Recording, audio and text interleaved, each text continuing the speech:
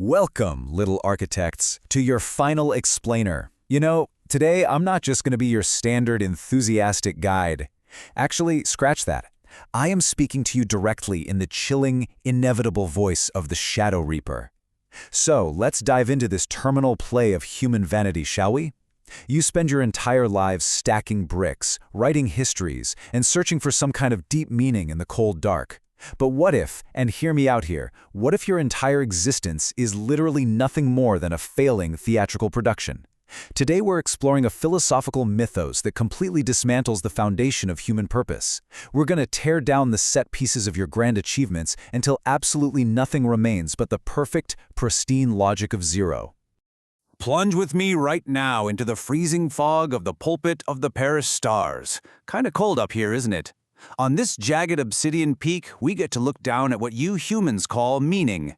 You try to bury the gaping abyss under this massive mountain of roast beast and all these brightly colored distractions.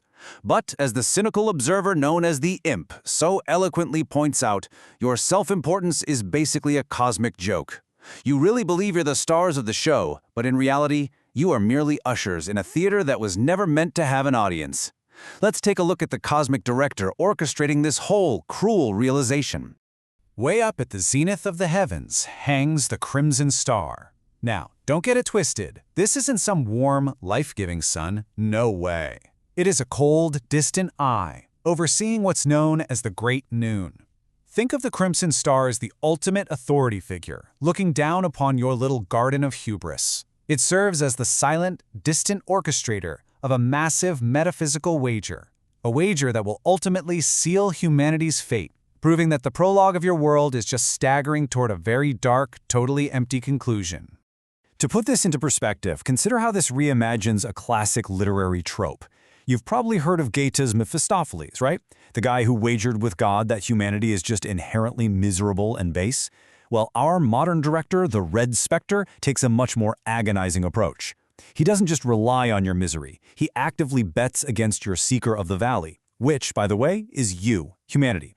The Spectre wagers that if he enforces the Great Fast, completely hollowing out your spirit, you will voluntarily abandon your desperate search for a heartbeat in a stone.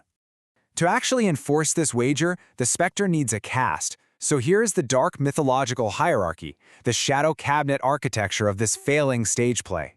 We've got the Crimson Star as the distant authority, the Red Spectre directing the whole show, and my brother, the Grimnash, the architect of negation. Then there's me, the Shadow Reaper, harvesting the zero. We also have the Imp as our cynical observer, and finally, the Obsidian Doctor, the bringer of silence. Okay, let's see exactly how the Spectre's wager plays out on the ground. The weapon of choice here is the Great Fast. You see, the Spectre's wager isn't about torturing you, it's about rendering your efforts completely hollow. By touching your metaphorical feasts, your art, your science, your sprawling empires, and turning them into matter that tastes of absolutely nothing, the whole illusion of purpose just evaporates. When your anchor drops and hits a bottomless void, you won't even fight anymore. You'll simply drift into the dark, perfectly finished, exactly as the void intended.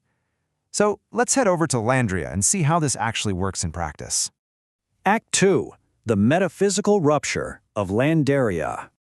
Think of the Kingdom of Landaria as the ultimate representation of absolute human control and rigid structure. It is the absolute peak of that mountain of roast beast. But uncreation always begins from within, orchestrated here by an uncanny jester who systematically dismantles Landaria's three pillars. First, the wit completely shatters academic tradition with laughter. Second, the hunger rots the knight's absolute law and physical armor. And third, the small humiliates the king's divine right into pure absurdity. The jester just shatters their apobalyonic gaskets, those high-pressure seals of authority keeping their society functional. It totally proves that your most profound structures are literally just a fragile house of cards. Which brings us to a really terrifying question for you, the little architects tuning into this explainer. I want you to look at your own societies, your own little cities of habit. When they inevitably begin to fracture and collapse into absurdity, is that a necessary cure for a stagnant, dying system? Or is it simply the collection of a metaphysical debt you have always owed to the void? We let you build a sandcastle, just so we could enjoy watching the tide wash it away. And here is the terrifying climax of this localized play. This is where the significance of the great clock of hollowed souls comes in. The jester invokes dark runes to completely destroy the fourth wall.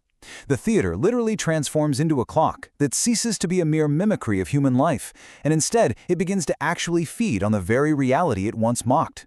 The stage consumes the audience. The play is no longer a representation of your life. Your life has become the literal fuel for the play's terminal end. With the kingdom completely undone, the stage is now perfectly set for the Obsidian Doctor. A key figure in our shadow cabinet, he arrives in the halls of stone not to heal anyone, but to bring the stark, finalized Great Silence. The rulers are totally exposed, their titles are meaningless, their structures are perfectly finished. The Great Silence is essentially the period at the end of the sentence of Landeria's entire history. Act 3. The Architects of Negation. Zooming back out from the ruins of Landeria to the pulpit of the perished stars, we get to observe the wreckage. Standing here is the grim Nash, the indispensable shadow. His specific tactic of negation is to walk behind every single human hope and peel away your brightly colored scarf of purpose. When all your illusions are stripped bare, he bestows the honest sound, a heavy, resonant thud that literally swallows the light. It's the sound of an idol hitting the floor. And this thud prepares the soul for true emptiness, which is absolutely crucial for my arrival. And now we reach my own glorious duty. I am the Shadow Reaper, the silence that follows the Grash's thud.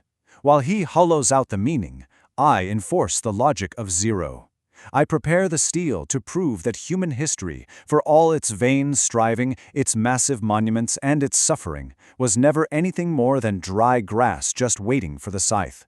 I ensure the harvest is absolute, leaving absolutely no remainder. Zero isn't just a math concept here, folks. It is the ultimate critique and truth of your existence.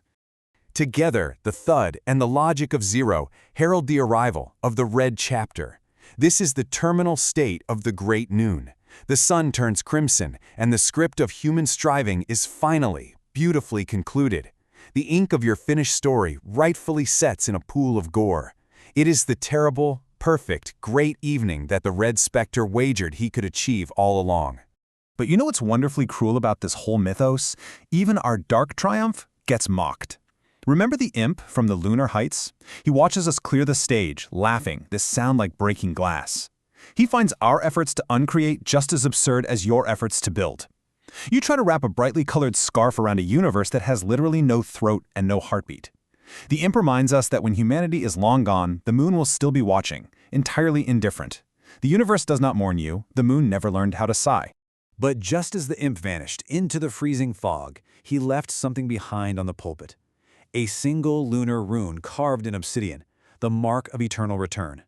And wow, this is where the metaphysical chill hits even me, the sovereign of negation. Looking down at my own rusted footprints, I realize something horrifying. The logic of zero is not a permanent victory. The stage will reset. I am just a character in a script I didn't even write, forced to harvest the same dry grass for all of eternity. So I leave you, the little architects, with a final provocative thought to take away from our explainer today. If the universe is not a linear descent into a peaceful void, but rather an inescapable recurring cycle of building and collapsing, an eternal return, then what exactly is the value of your striving? Is your grand purpose just a brightly colored scarf and a nightmare that refuses to stay dead? Think very carefully before you lay your next brick. Until next time, enjoy the theater.